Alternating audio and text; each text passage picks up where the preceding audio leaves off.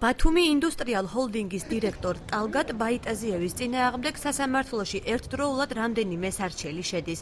კომპანია ტრანსსისტემის წარმომადგენლები ბაიტაზიევს კომპანიის შევიწროებაში ადანაშაულებენ. ბათუმის ნავსადგურთან ურთიერთობა გაურთულდა საერთაშორისო საკონტეინერო ტერმინალსაც. ტერმინალის იურისტი ირწმუნება, რომ შეთანხმების პირობები არ სრულდებოდა, რის გამოც სარჩელი ლონდონის საერთაშორისო საარბიტრაჟო სასამართლოში შევიდა. როდესაც შეიცვალა ბათუმის საზღვაო ნავსადგურის მენეჯმენტი, შეიცვალა მათი აბსოლუტურად დამოკიდებულება პარტნიორი კომპანიების მიმართ, გახდა პოლიტიკა მათი ამ კომპანიების მიმართ და პარტნიორი ორგანიზაციების მიმართ ზოგადად ძალიან აგრესიული. ინტერესებისა და უფლების დასაცავად ბათუმის საერთაშორისო საკონტეინერო ტერმინალი იძულებული გახდა მიემართა ლონდონის საერთაშორისო საარბიტრაჟო სასამართლოსთვის, რათა უზრუნველეყო ბათუმის საზღვაო ნავსადგურის მიერ სახელშეკრულებო ვალდებულებების შესრულება. ყაზახური აქტივების მართვის ჯგუფის ხელმძღვანელის განმარტებით ბათუმის პორტში პრივილეგიებით არც ერთი კომპანია არ სარგებლობს. ზურაბ შურღაიას თქმით,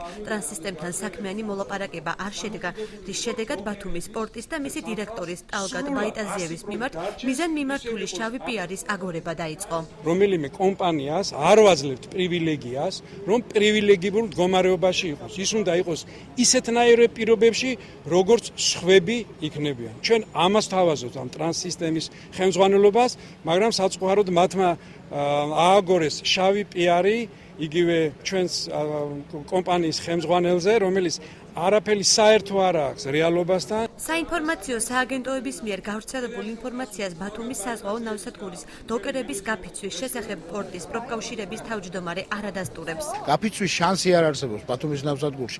იქ მე მინდა გავმიჯნო, რომ იქ მოხსენებულია, რომ შარშან იყო გაფიცვაო რა.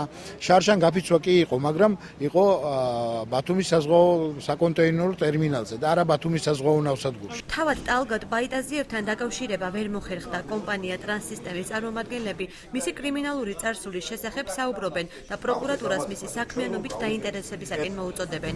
საკონტეინერო ტერმინალის თანამშრომლების გაფიცვისას ტალგატ ბაიტაზიევმა გაფიცულებს ტერმინალის ადმინისტრაციასთან უშუამდგომლა.